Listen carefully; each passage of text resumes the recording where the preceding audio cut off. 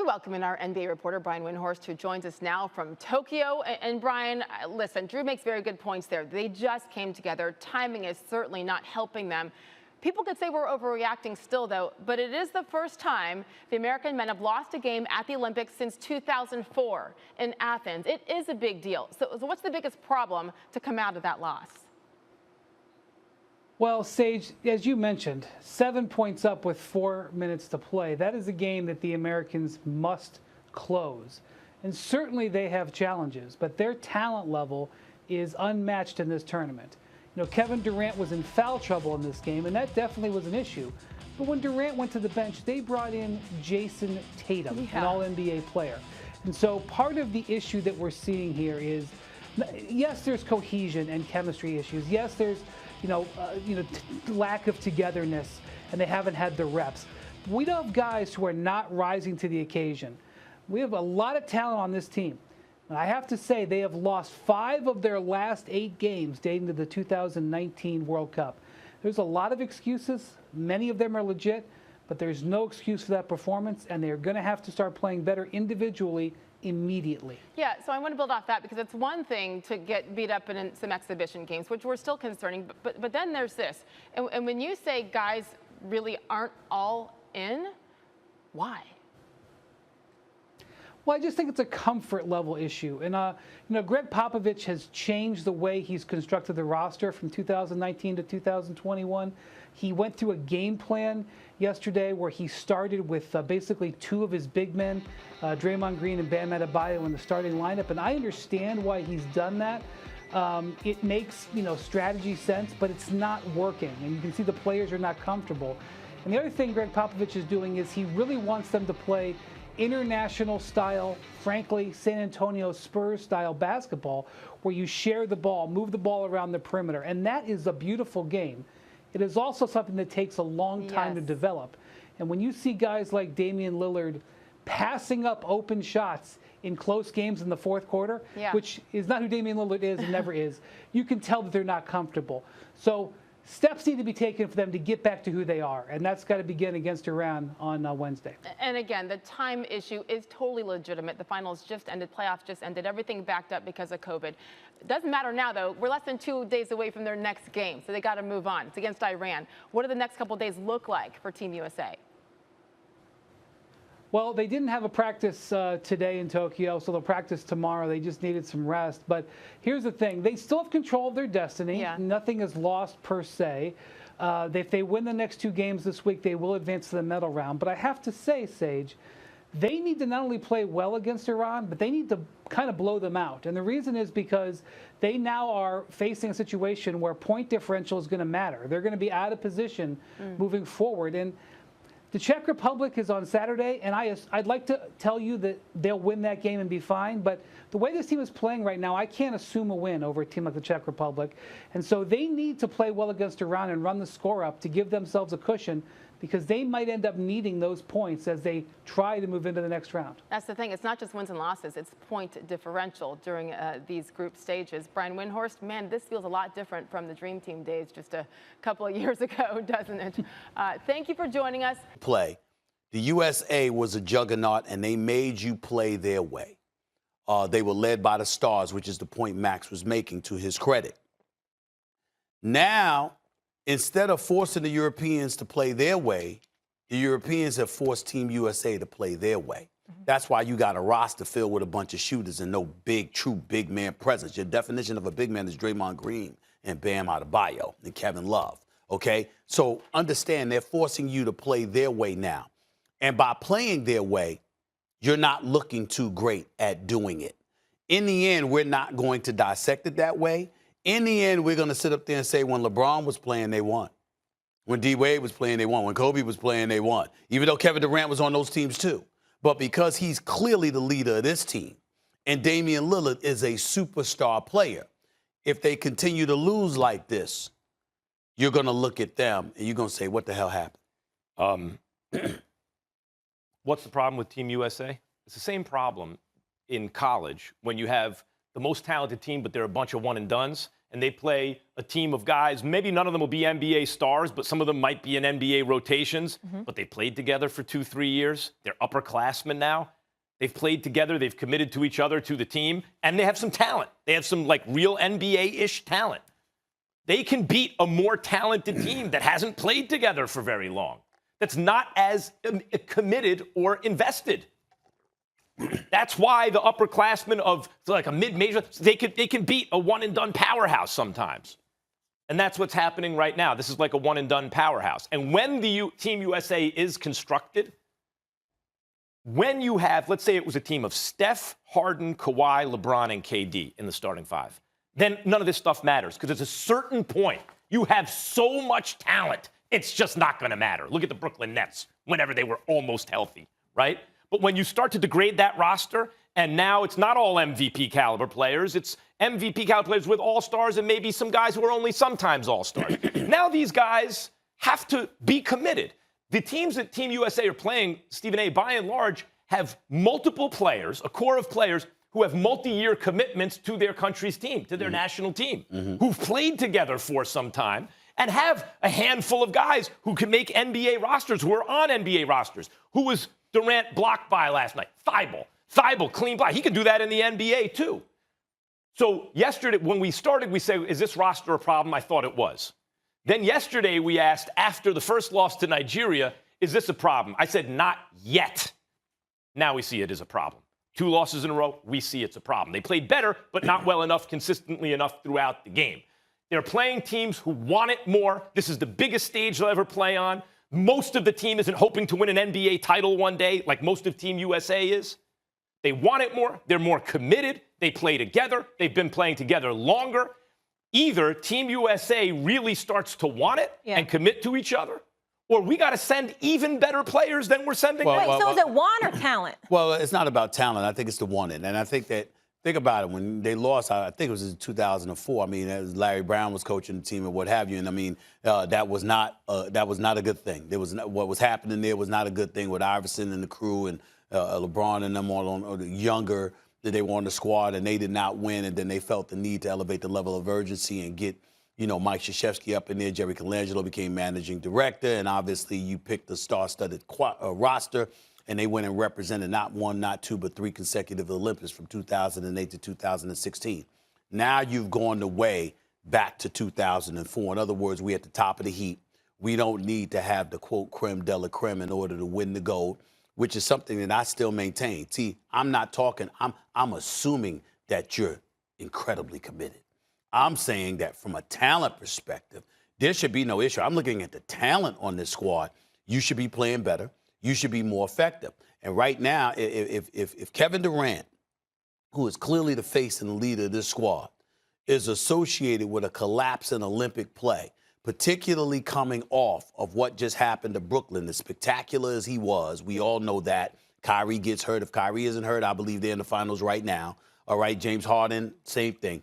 But that doesn't negate the shrapnel of criticism that inevitably is going to come his way, because people out there are going to look at him as the leader, and this is what happened on your watch. I have a question, one thing with something you said, Stephen A. When you say it's us not playing the European way, what do you mean by that? Well, what happens is that the style of play itself, I mean, some of the rules that have been implemented, the fact that they built this roster the way that they have, you've got 3-point shooters. You don't have a true bona fide big man in the middle, and that matters. If Joe, not that he's from America, but if Joel Embiid was on this roster or somebody like that, that would be different.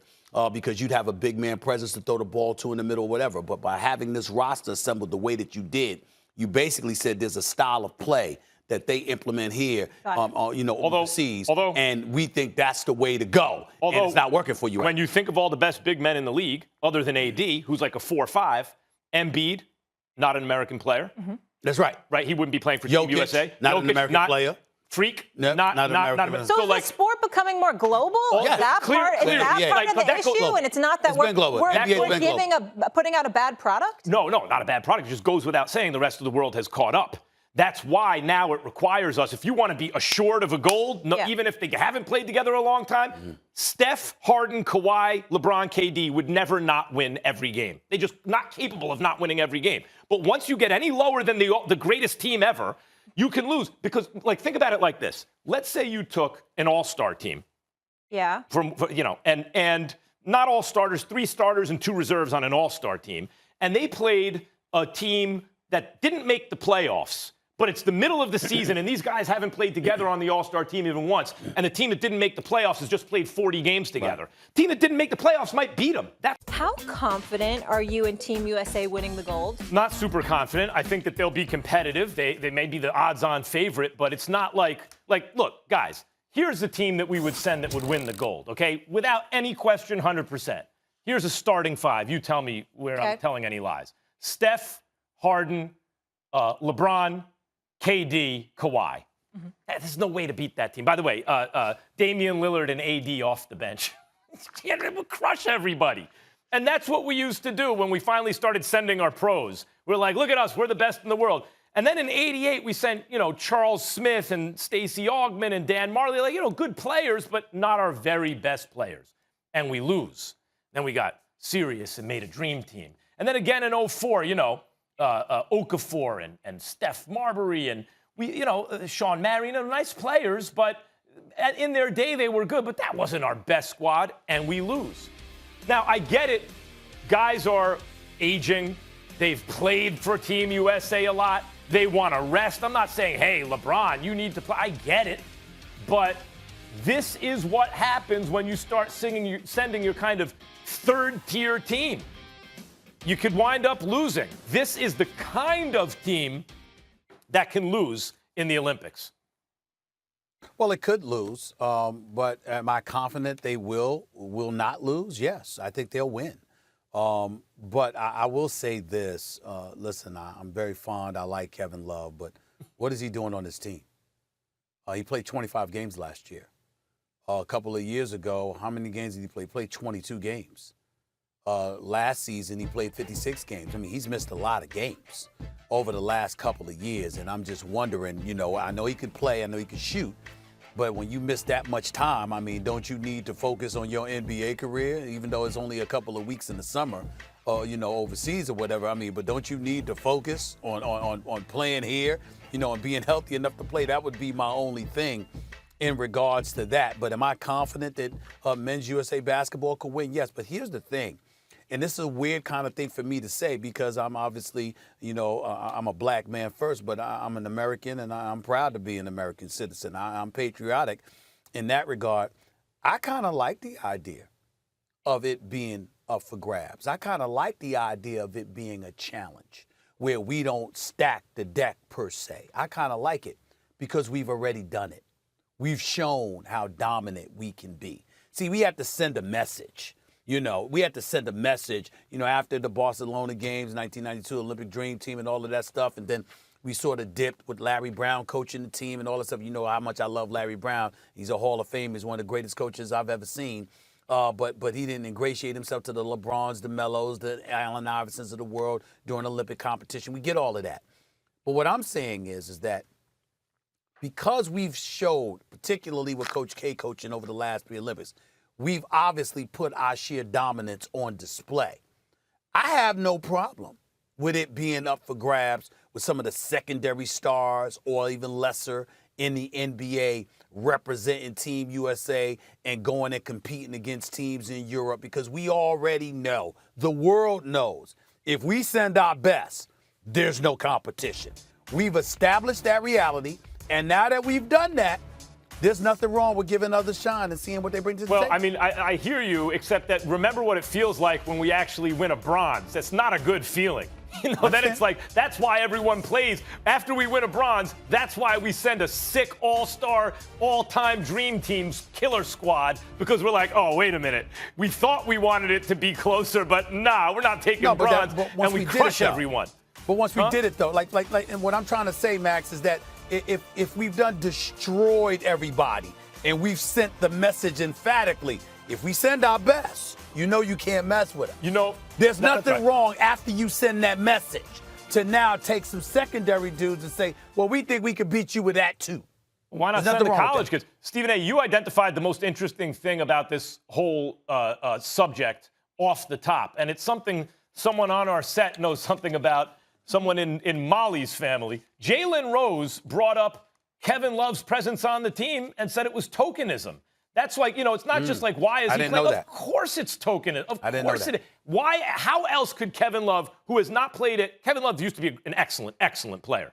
A multiple-time All-Star, max contract player, 25-12, best player on a team that made or a 500 team in a vicious Western Conference.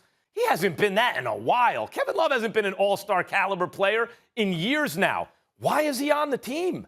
Like, that's what I mean. When you start, maybe he wants to showcase himself and maybe he gets traded or something. But if you want to do what you're saying, hey, let's give some other guys a shot, then put together a team that is actually our next level best player. And only with respect to that. That is what I said. That's I'm saying, but that's not what they did. On the team. But that's not what they did if Kevin Love's on. That's my point. That's my point. I did say Kevin Love, what's he doing on the team? Now he's been injured. It's not like he's been on the court and he's a scrub. He's been injured. He hasn't played. Sure.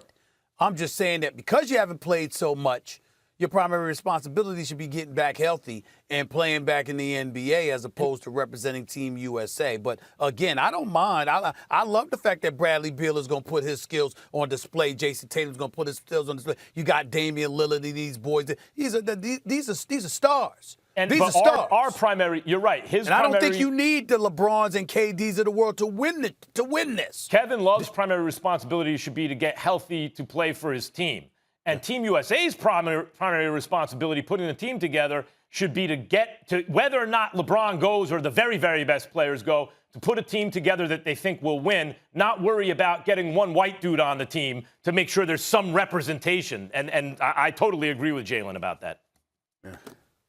They might get their butts kicked down low, dude. That's what I'm intrigued by Team USA as well, because we don't have any bigs, really. Bam Adebayo is not that big. Draymond Green is not a true big. Now, these are elite defenders. They can do some things. But them big boys in Europe, they put that meat, Jokic. They put that pork on them and lean on them a little bit. It might be a little bit different. Now, you got three-point shooters on this team to match the three-point shooters that are out there in Europe, and they can wreak havoc, and I get that.